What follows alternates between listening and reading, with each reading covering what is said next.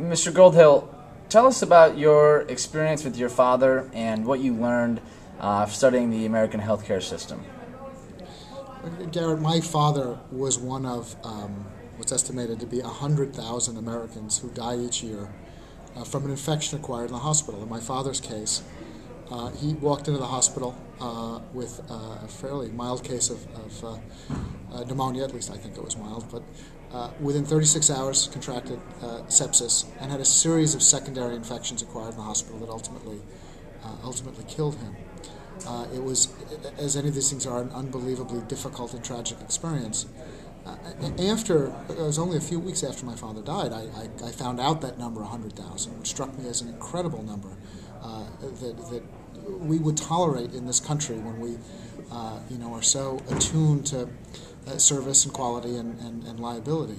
100,000 a year is extraordinary, and obviously when you're one of that 100,000, your father's one of that 100,000, it's not just a statistic.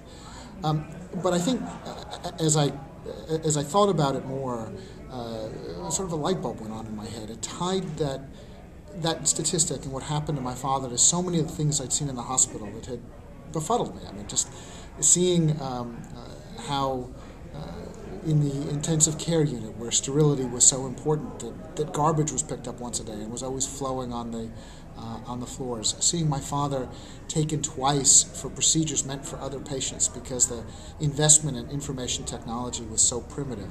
Seeing autopilot testing, even when the condition was gone, driven by some force I couldn't understand. A couple hours before my father died, someone came to take a blood test. I practically had to physically restrain it from giving my father that additional discomfort. And seeing all these things made me aware, and of course finally seeing a bill, which because my father was a Medicare patient, we paid a tiny fraction of, literally $900 out of a bill in excess of $600,000. Not that anyone paid $600,000. But seeing a bill that was so out of proportion to any sort of service provided, and that no one expected anyone to pay anyway, all of which sort of rang up to me as indication that this hospital saw somebody other than my father as a customer, that the role we've let intermediaries, whether it's Medicare or insurance companies, play in our healthcare is not just about money. It's also about who the providers really report to, what customer they're really servicing.